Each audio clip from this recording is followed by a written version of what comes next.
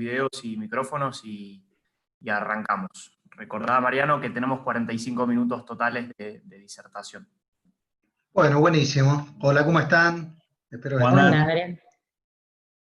Bueno, la verdad que es un equipazo. Vamos a hablar de un tema súper interesante en este momento, que es qué hacer con la plata. Obviamente el protagonista no voy a ser yo simplemente voy a ser un simple moderador. Pero primero, más que nada, quiero presentar a cada uno porque el nivel que vamos a tener en esta disertación es de primera y vale la pena tomarnos unos segunditos para presentar a cada uno de los especialistas que nos va a estar acompañando y después le vamos a dar con todo para que realmente este panel sea valioso para casi 1000 personas que nos están ahora escuchando. Así que para presentar rápidamente, primero obviamente vamos a empezar por las damas, por María Laura Tramesani, que es licenciada en Economía, diploma de honor y licenciada en Sistemas, socia fundadora de AAG Finanzas y de Mate, plataforma digital, y ha sido rankeada como una de las 100 mujeres más importantes de Argentina por la revista Apertura y la Universidad Torcuato Di Tella, nada menos que rankeada dentro de las 100 mujeres. Y tiene una trayectoria más de 25 años en el sistema financiero argentino e internacional, con el foco siempre en el área de Asset Management, y fue directora ejecutiva de JP Morgan y trabajó en Bank Boston y Consultatio Asset Management. Bueno, ahora quiero también presentar a Guillermo Pérez, CEO y fundador de Grupo GNP, firma especializada en asesoramiento fiscal con fuerte enfoque de estrategia fiscal. Guillermo y Grupo GNP asesoran importantes empresas del mercado y han recibido importantes premios nacionales e internacionales a la mejor firma de impuestos de Argentina y al mejor asesor tributario del país. Ni más ni menos, así que muy bien, Guillermo. Y con Gustavo Nefa, licenciado en Economía de la Universidad Nacional de La Plata, máster en Dirección Bancaria del SEMA en conjunto con el MBA de la Universidad de Rochester de Nueva York. Actualmente es socio y director de Research for Traders y cuenta también con más de 24 años en el sector financiero, en donde se destaca su paso por Banco Macro y el BBVA Banco Francés. Actualmente es profesor en materia de finanzas en distintas universidades y posgrados y socio y uno de los gurúes en fin.guru, que es una plataforma muy, pero muy interesante. Bueno, ya hicimos la presentación del caso. Lo que sí les voy a pedir a todos, para que entren, tenemos un montón de temas para hablar, las respuestas más acotadas posibles, más directas, como si fuera un tweet, ¿ok? En 140 caracteres, así todos pueden participar y obviamente se luce cada uno. Bueno, voy a empezar primero con María Laura Tramesani. Primero, a ver, ¿cuál es tu visión, por una pregunta más amplia? ¿Qué es lo que aprendió el dinero, si querés, durante la pandemia y cómo mirar el mundo a la hora de invertir? Bueno, a ver, el mundo y el dinero, básicamente el dinero aprende muy rápido. Y aprende muy rápido porque siempre está buscando cómo hacerse más. Y básicamente lo que ocurrió, te diría, y a lo que se enfrentó el mundo fue a la crisis sanitaria y económica, te diría, de niveles que nunca la humanidad había visto, porque nunca la humanidad frenó la producción. Ahora, ¿qué ocurrió a partir de la tercera semana de marzo, donde el mundo creía que básicamente se derrumbaba? Lo que ocurrió fue que los gobiernos de los países centrales, junto con sus bancos centrales, hicieron la inyección de liquidez más grande que ha visto la humanidad a lo largo de toda su historia, y a partir de ahí eso ha venido continuando. Entonces, lo primero que se entendió fue que las acciones de los bancos centrales y de los gobiernos hacen que estas crisis en el mundo recuperen a una velocidad fenomenal. Pero recuperaron a una velocidad fenomenal porque básicamente el mundo aprende de sus crisis. Si vos te fijás, lo que se le atacó a la crisis del 2008 fue que los bancos centrales no respondieron a la velocidad que se necesitaba. Lo que hoy esta crisis así nos dejó a todos atónitos fue la velocidad con que los bancos centrales respondieron y con la que los gobiernos de los países centrales hicieron política fiscal para, básicamente, mantener el sistema productivo vivo. Vivo y sano, yo te diría, más que vivo, adormecido, pero muy sano, y eso, en última instancia, buscó hacer un keynesianismo al revés, es decir, el Estado transferir recursos al sector privado para mantenerlo sano, para estar listo, para que luego, cuando se produzca, digamos, la salida de la pandemia, las economías recuperen. Eso, dicho muy rápidamente, lo que está pasando en el mundo en materia económica, fiscal y monetaria. El dinero que corre y lee rápidamente eso, ¿qué ha hecho? Produjo una crisis, una caída brutal el tercer viernes de marzo, y empezó a recuperar los mercados, iría ya a partir, los mercados empezaron a recuperar a partir de la primera semana de abril. En esa recuperación, lo que se aprendió y se lee y se está leyendo, que es básicamente lo que hace el mercado, es leer, digamos, quiénes son los ganadores de esta crisis. El mercado lo que está haciendo y viene haciendo desde la primera, segunda semana de abril es ir leyendo esto, entender que el mundo no solo sobrevive, sino que ya en estos momentos la pandemia quedó atrás, y por lo tanto, quiénes van a ser los ganadores, y dentro de esos ganadores empezar a alocar el dinero. Si querés lo cierro ahí para seguir después, pero puedo seguir, no sé cómo. Dale, después nos vamos a meter, María Laura, con los ganadores y perdedores, digamos, que se traducen dónde invertir ahora en un ratito. Para seguir la línea financiera paso ahora por Gustavo, y hoy sabemos que tenemos un problema en el mercado porque el que tiene dólares no sabe qué hacer, no hay grandes oportunidades, o mejor dicho, hay oportunidades, pero asumiendo un riesgo importante. Empecemos primero por los pesos. ¿Qué le recomendás a una empresa, a una persona? Primero, si le recomendás invertir en pesos, y cuáles serían los instrumentos. Sí, a ver, si nos dirigimos al mercado doméstico, hay muchas oportunidades. Argentina es una tierra de oportunidades. Siempre digo, Argentina hay que operarlo, el buy and hold no existe, hay que estar constantemente ingeniándosela para leer cuáles son las oportunidades. Hay momentos donde el Merval se encuentra abajo, hay que comprar, o el Merval se encuentra por encima de un nivel histórico en dólares, entre 300 y 900 dólares han sido los parámetros básicos. Lo mismo con los bonos, las paridades nos indican mucho. Las paridades es el valor al cual está cotizando junto con los intereses corridos respecto a lo que deberían cotizar. Si se encuentran en valores muy bajos, el riesgo de default nos da, obviamente, una señal muy importante, pero también la oportunidad ahí. ¿Qué es lo que le recomiendo? Nosotros tenemos recomendaciones semanales a nuestros clientes, además de carteras administradas, en donde en este momento la curva de pesos, el tramo medio, ya te diría, ni siquiera corto, el tramo medio ya se vuelve un poquito caro, ya se encuentra el inversor buscando oportunidades saltando año en año, cuando únicamente lo que nos interesaba era si el gobierno iba a romper el mercado de pesos, hecho que no ocurrió, y que iba a preservarlo, hecho que sí se dio, y en donde los inversores, confirmando esto a lo largo de todo el año, bono tras bono, letra tras letra, se fue corriendo un poquito en su apetito por el riesgo hacia el año 2021, 2022, 2023, y ahora hay apetito incluso por inversores, por apetito por los años 2024. Son nuevos bonos, nuevos instrumentos que se van volcando al mercado. El TC23, TC24, el TX23, TX24 se encuentra entre la lista de preferencia. El TX2 también, T2X2, se encuentra entre los niveles de preferencia. Son bonos en pesos ajustables por SER, a los cuales podríamos agregarle algunos bonos ajustables por Badlar.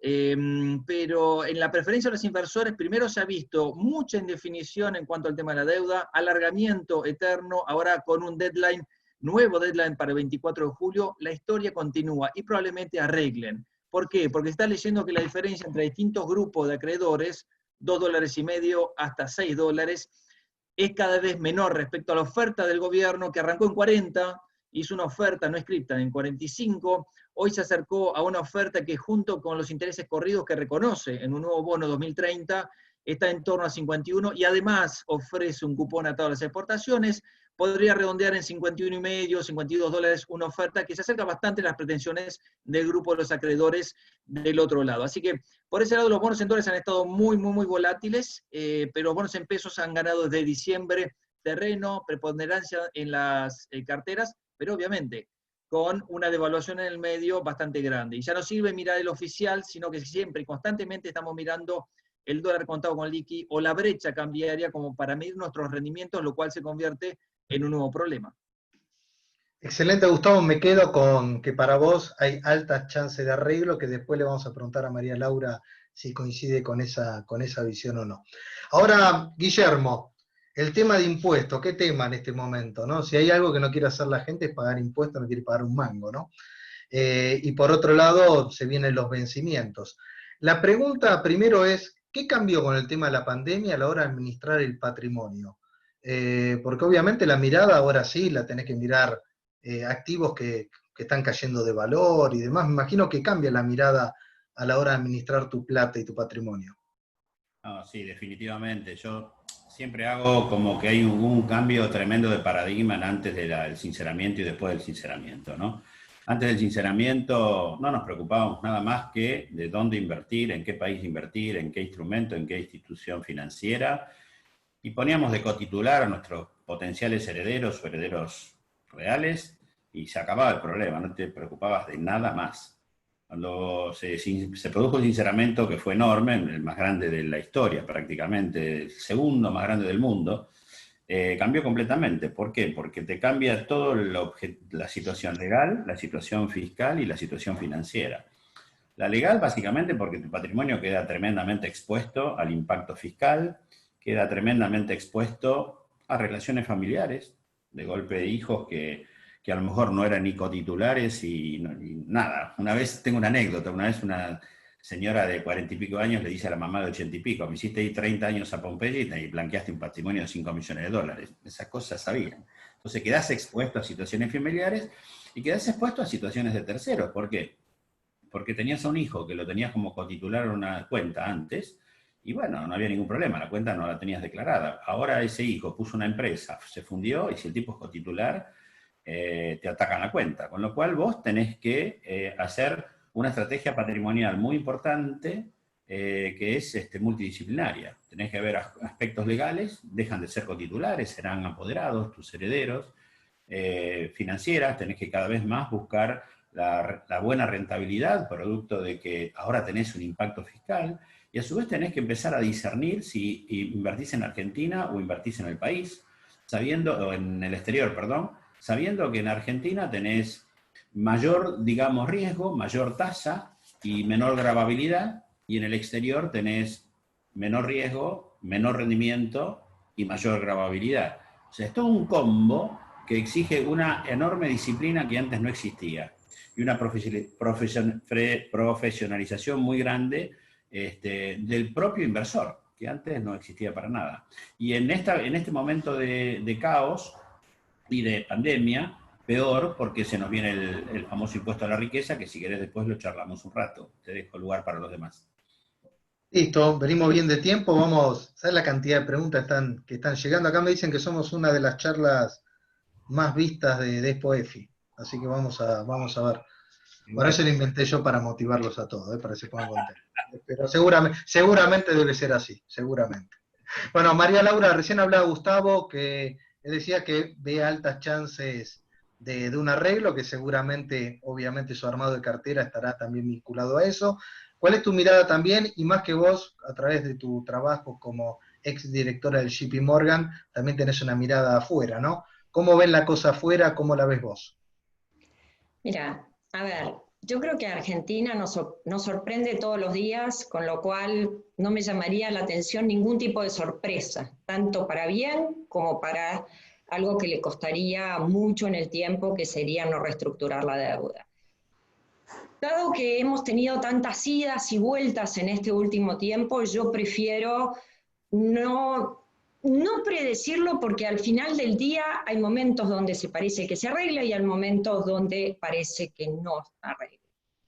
Por lo tanto, digamos, parto del principio básico en lo que es la administración de un portafolio, que es esto de no poner todos los huevos en la misma canasta. Y claramente los argentinos tenemos nuestra vida en Argentina, nuestra familia en Argentina, nuestros bienes en Argentina, nuestra casa en Argentina, nuestro trabajo en general en Argentina, tanto en Argentina, y por el otro lado decimos, no tenemos moneda y no creemos en nuestra moneda, en nuestra supuesta moneda, que es una moneda de transacción. En una situación como la que nos enfrentamos, en el medio de una pandemia, en el medio todavía de, si bien veo los mercados internacionales, están, como decía al principio, afuera de la pandemia ya en lo que son sus precios, en lo que son sus expectativas, en viendo hacia dónde va, yo te diría, los americanos te dirían de cara a un país como la Argentina, cash is king, es decir, la caja es el rey. Y esa caja te diría, digamos, con los riesgos que podés tener de no aprovechar oportunidades que las da y las da enormemente Argentina. Pero cuando uno está hablando de ahorros de toda la vida, de patrimonio grueso de una familia, la prudencia a la hora de manejar ese patrimonio tiene que ser realmente muy grande.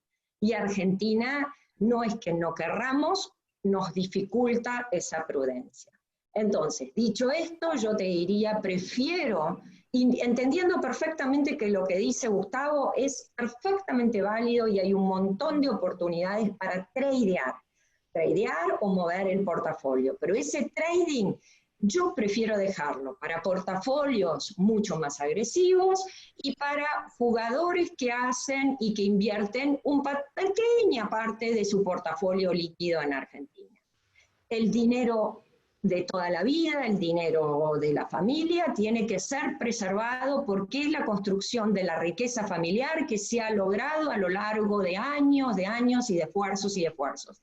Y Argentina, lamentablemente, a lo largo de muchísimas veces, nos ha dado cachetazos muy grandes a los patrimonios de nuestras familias. Entonces, dicho esto, mi forma de mirar el patrimonio líquido en Argentina es ser tremendamente conservadora y sí buscar lugares donde la historia dice que están mejor cuidados.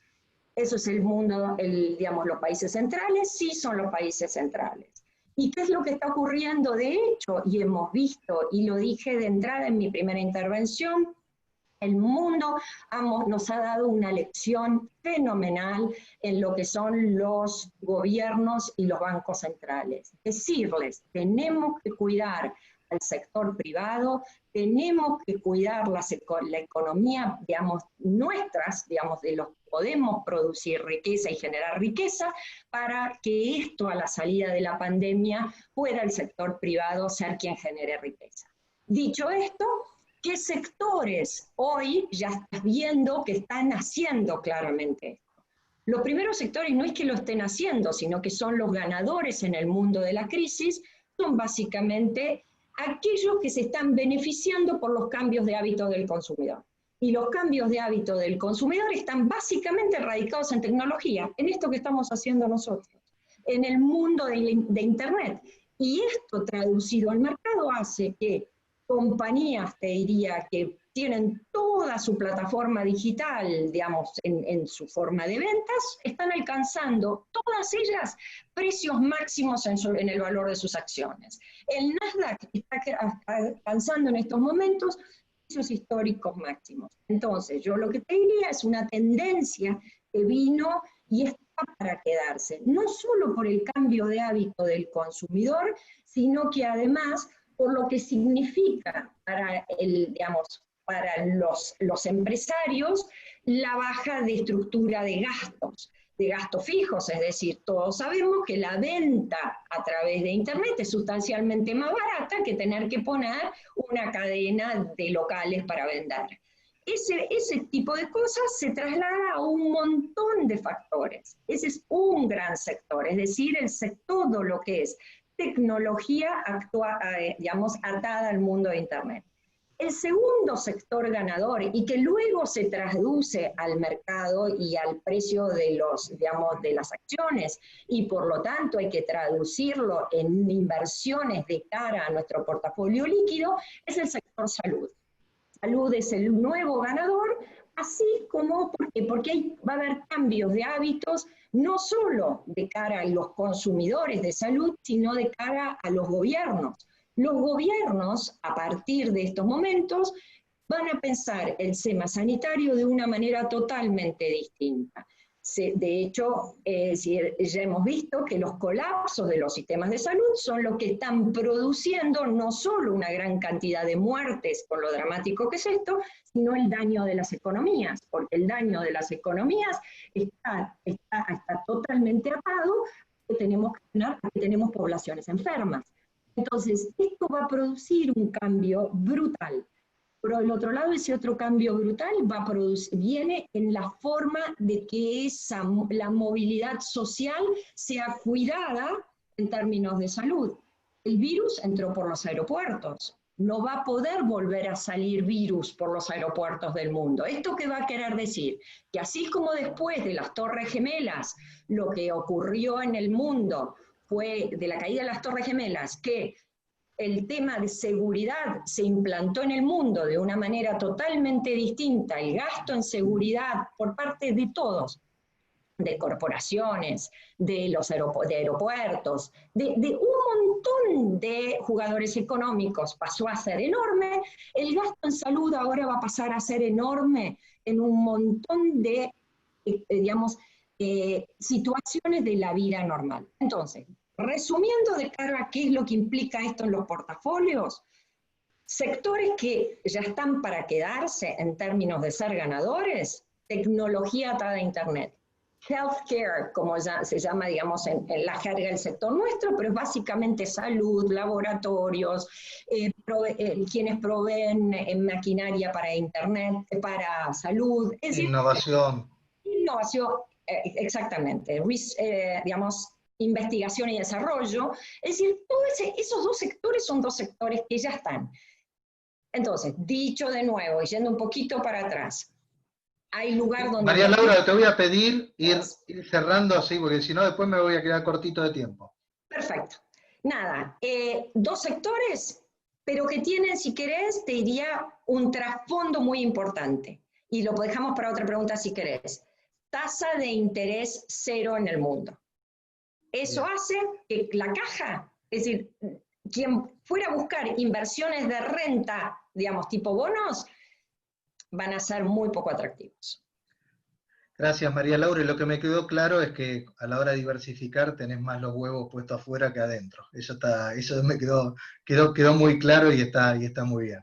Bueno, Gustavo, siguiendo al tema de las inversiones, a ver, la gente también que te sigo a través de tu trabajo como director de Research for Traders, las alertas y demás, sos una persona que está mirando continuamente oportunidades. Y vayamos directamente a ver, a partir de ahora me voy a poner un poquito más exigentes desde el punto de vista de cumplir con el nombre del panel, que es qué hacemos con los pesos, y ir directamente también a meternos de lleno de oportunidades. ¿Dónde ves, Gustavo, hoy para vos, entendiendo que vos administrás tu riesgo y demás, las oportunidades, si querés, locales y en el mundo? Sí, una aclaración y correcto que dijo María Laura. Argentina es una historia de ida y vuelta, y en realidad vos me preguntaste, Mariano, sobre las oportunidades acá en Argentina.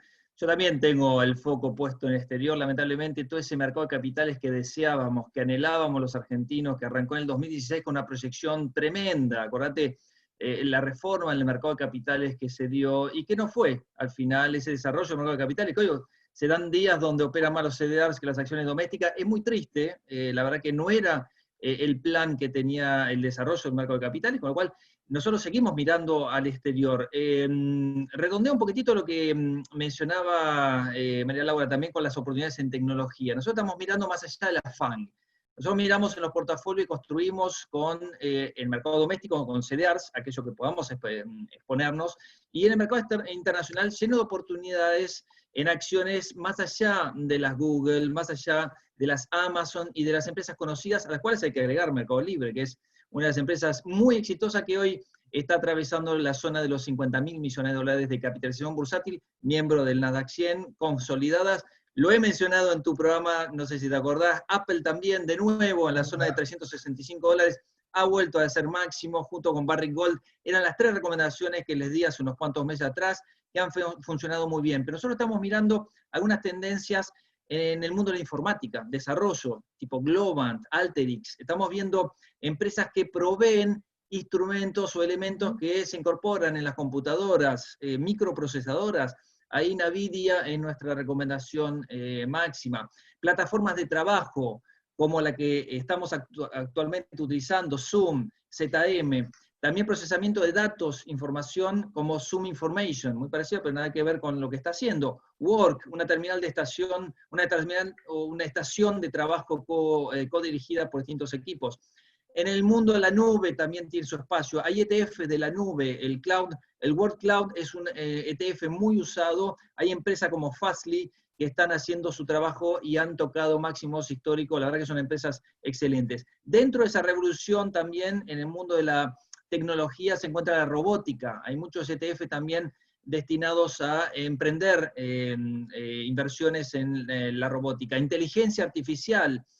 Tenemos empresas con genética y biotecnología de avanzada que van a formar parte de cualquier cartera el día de mañana. Tenemos que ya hacer un paso adelante con eso.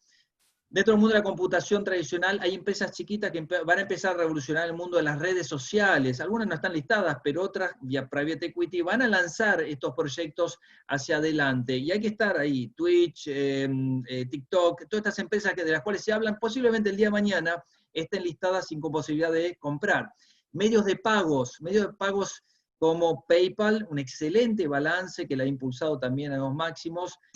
Paycom Software, hay empresas de ciberseguridad que nos van a proteger cuando hagamos todas estas transacciones en la nube o que defiendan nuestros instrumentos y computadoras.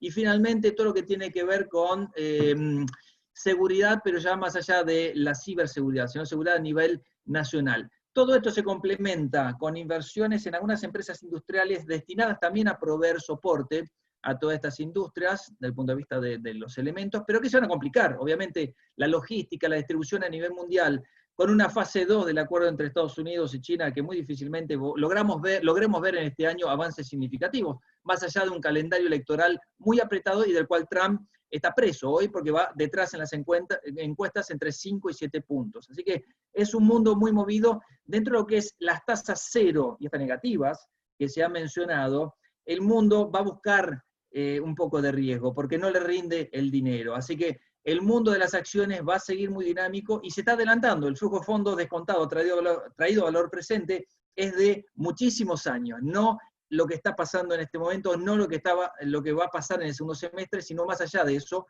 y las tendencias hay que captarlas.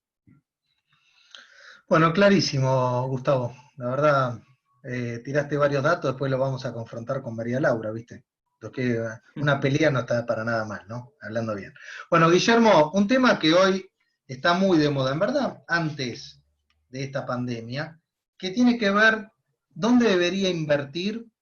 A ver, si invierto en la Argentina o directamente mudo todo Uruguay, que eso está de moda, que es muy fácil decirlo, decir, agarro la valija, chao, me voy de Argentina, total, estás a 1 hora o menos, pero en la práctica, ¿realmente podés analizar hoy que un argentino desarme sus posiciones y si se vaya a Uruguay tan fácil o cambie el domicilio fiscal? Es fácil casarse con Uruguay y difícil divorciarse de Argentina. Como siempre. En realidad, es posible ir a Uruguay, pero ahí vos tenés que distinguir cuál es la situación del individuo. Si el individuo tiene un gran stock y no tiene más flujo, quiere decir que no tiene actividad permanente en Argentina o es muy reducida, y ese hombre tiene que pensar seriamente en irse al Uruguay, si a su vez de ese stock lo más grande lo tiene en el exterior, porque Uruguay tiene el sistema de la fuente, con lo cual no te va a gravar las rentas del exterior. Y no tiene práctica, y tampoco los patrimonios, si son del exterior. Si es un individuo que le pasa todo lo contrario, que tiene mucho flujo en Argentina y mucho menos stock, aunque lo tenga en el mundo, y tiene que pensarlo antes de irse, porque es muy difícil trasladar un negocio en Argentina al Uruguay. No digo que sea imposible, pero es muy difícil. A su vez, si seguramente tiene mucho flujo en la Argentina, probablemente a lo mejor es un hombre que es más joven y que tiene todavía lazos familiares que lo atan mucho en términos de padres y o de hijos. Entonces no es tan fácil mudarse. Y te puede pasar la más difícil de todas, que tengas un flujo importante y un patrimonio importante, donde ahí, ¿y qué hago? ¿Privilegio el patrimonio o privilegio el flujo? El flujo. Y yo creo que yo privilegiaría el flujo, porque vos pensás que Uruguay tiene 10 veces el PBI, Argentina tiene 10 veces el PBI de Uruguay, a pesar de todas las preocupaciones que tenemos, ¿sí?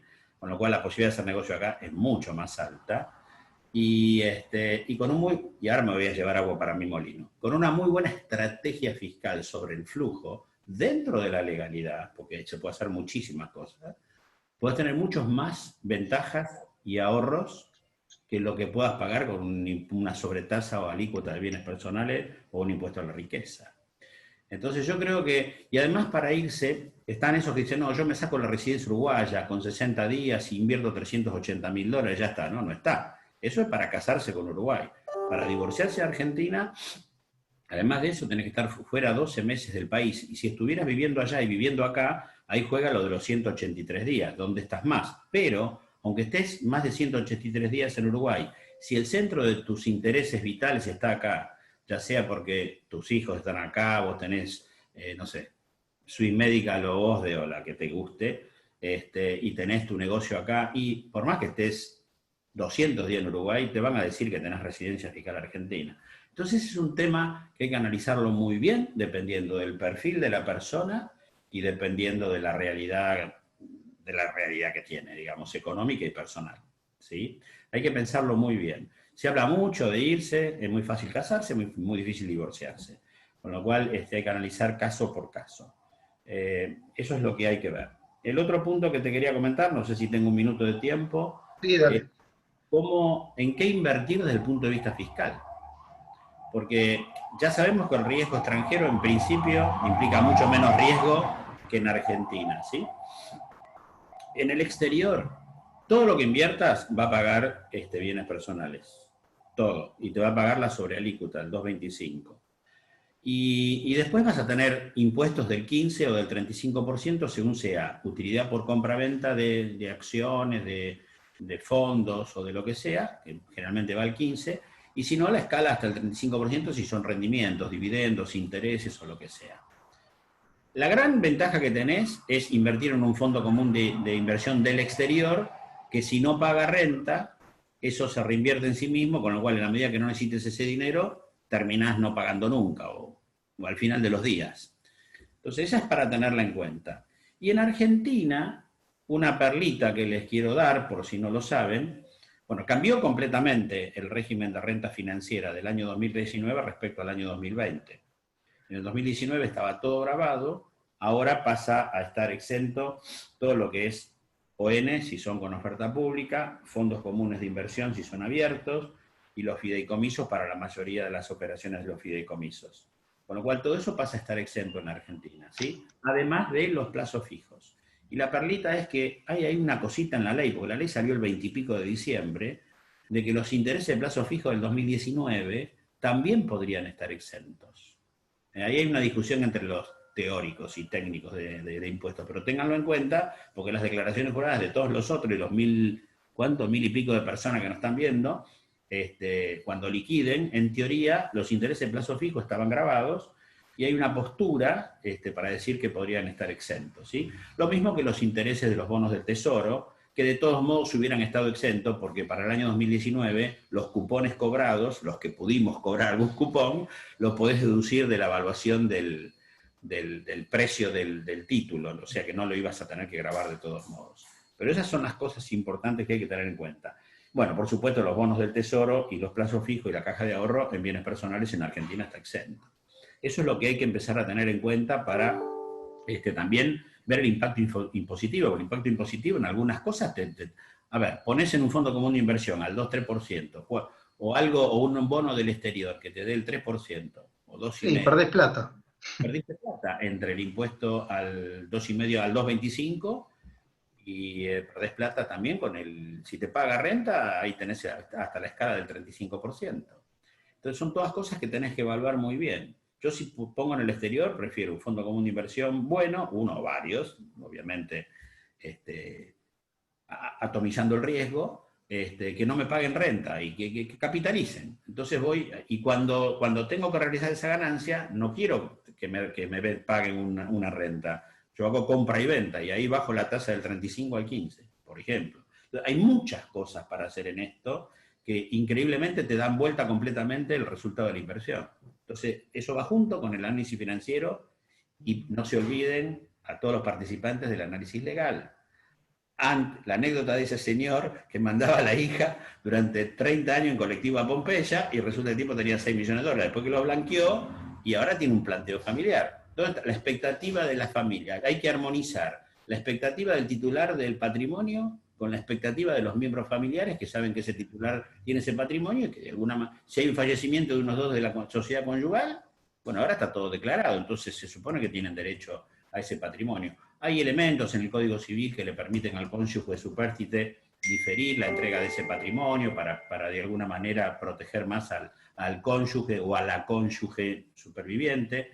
En fin, hay una cantidad de temas enormes. Un hijo que hace un mal negocio irá a constituir en la cuenta y ya lo dije, y te arrastra esa cuenta. Hay temas que la gente antes no se preocupaba y ahora se tiene que preocupar.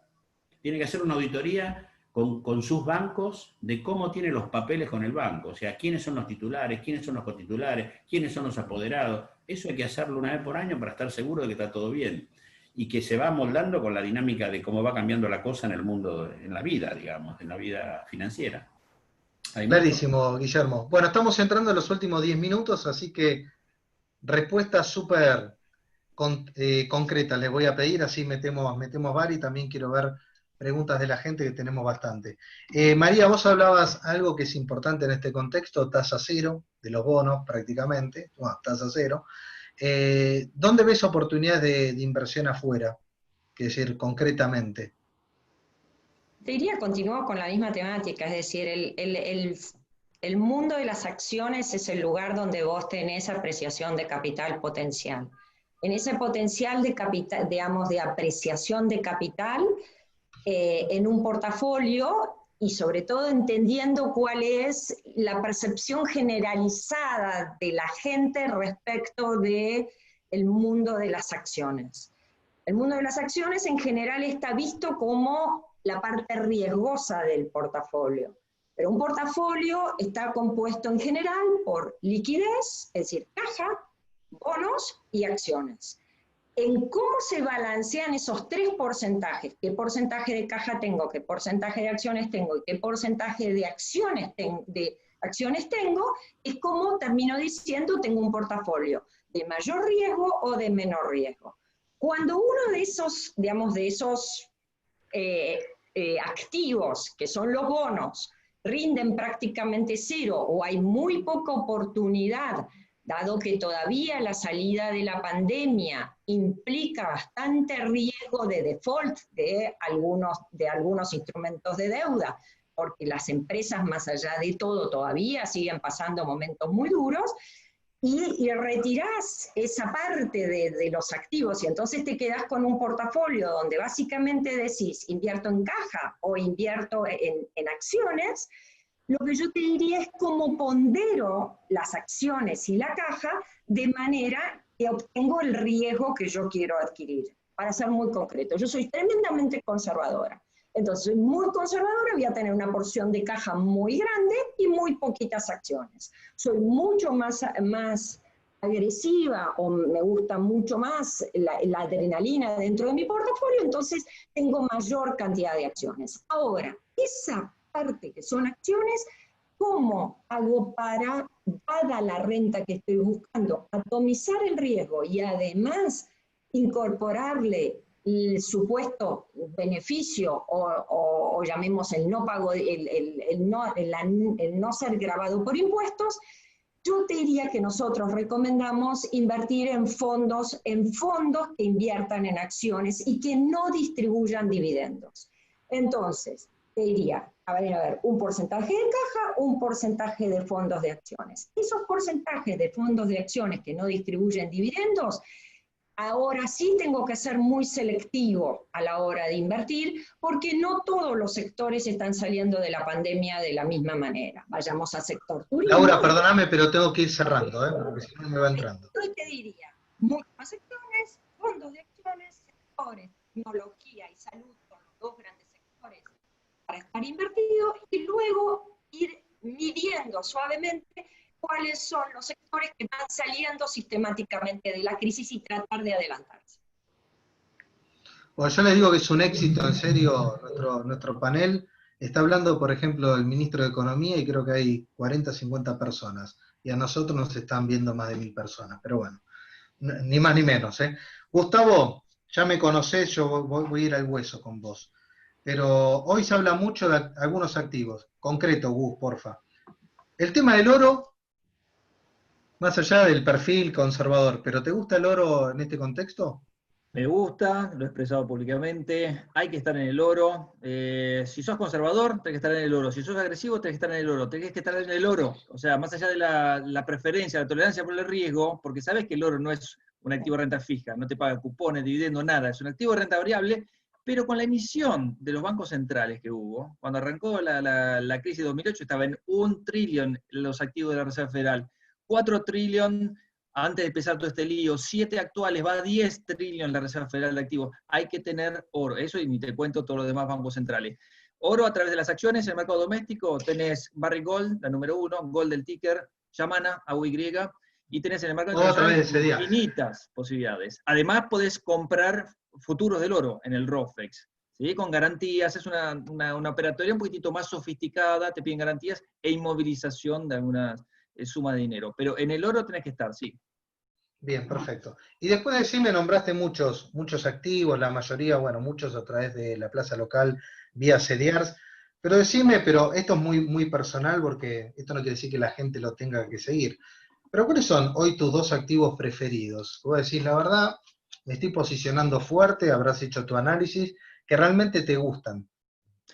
Sí, asusta que uno siga recomendándolo porque ya vinieron subiendo fuertemente. Voy a dejar de lado las 3 joyitas que hablamos en tu programa. Vamos a poner a Tesla adelante, más allá, muy cuestionada, pero vamos a ponerlo adelante. Me parece que se va a posicionar como la empresa número 1 a nivel mundial cuando el mundo gire hacia las nuevas tecnologías que son de autos híbridos y en este caso eléctricos 100%. Esa va a ser una.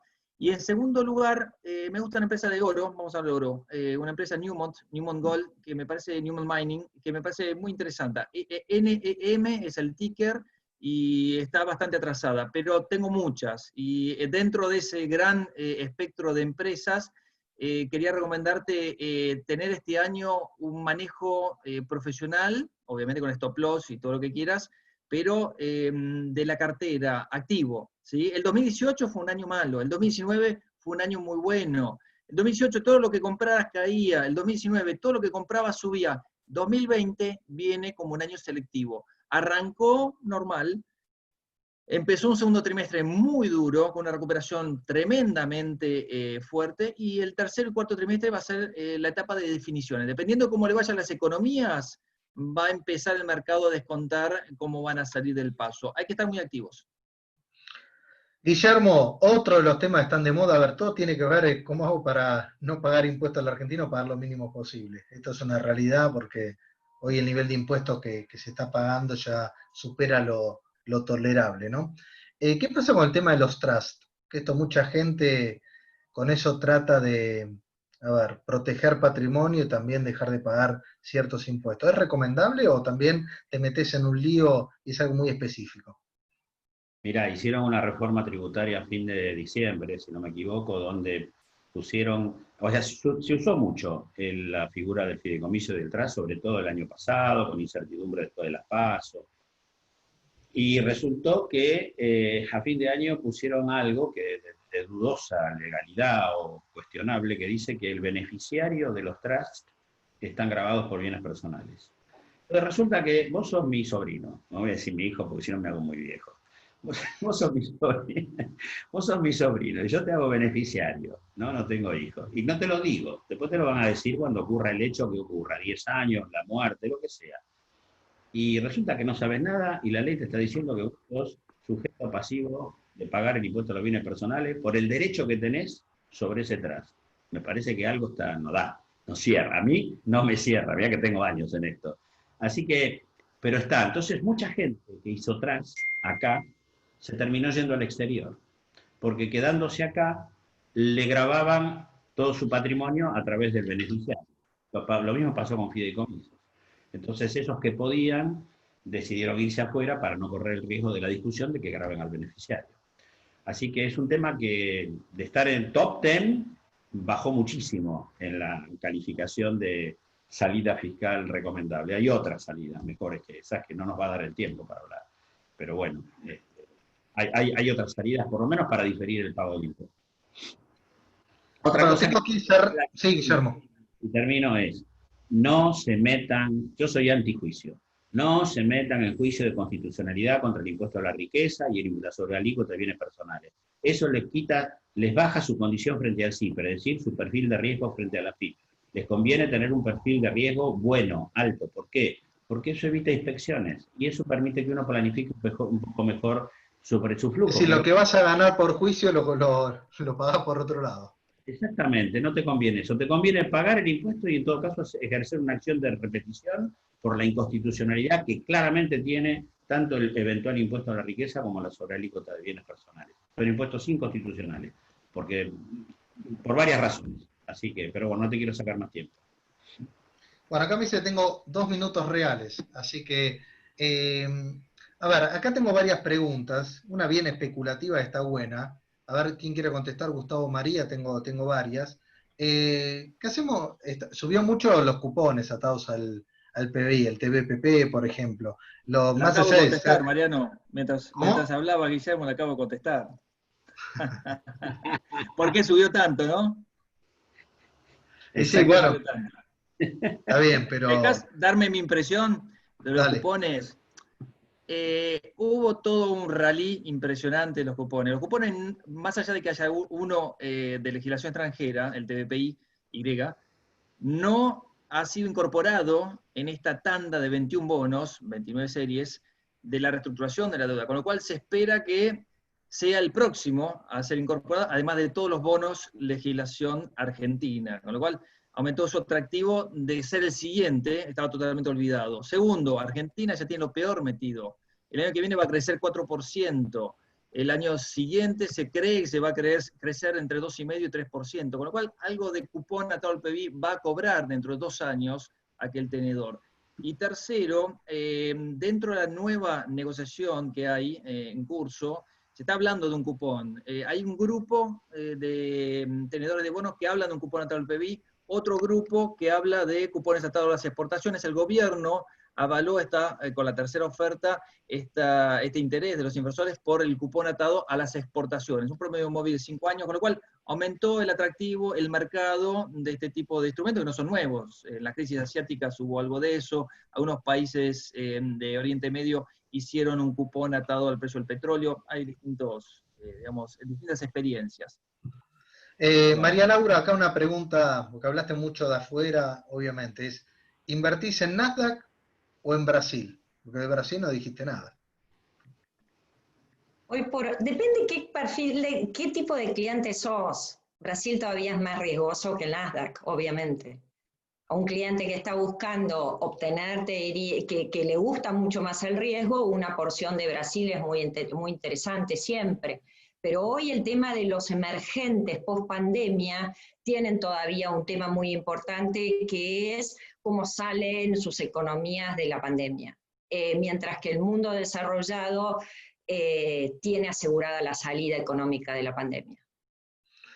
Bueno, tenemos que cerrar, la verdad quedó cortísimo, pero súper interesante. Les quiero agradecer a los tres, primero la organización también de ExpoEFI, viste que teníamos miedo, el tema de hacerlo online, cómo va a salir, la verdad hasta ahora funcionó espectacular, así que María Laura, Guillermo, Gustavo, muchas gracias, y gracias a toda la gente de ExpoEFI, y obviamente quédense conectados que ahora empezará la próxima charla que seguramente será muy interesante. Así que les agradezco, y bueno, ya nos están echando, nos tenemos que ir. Así que muchas gracias a todos.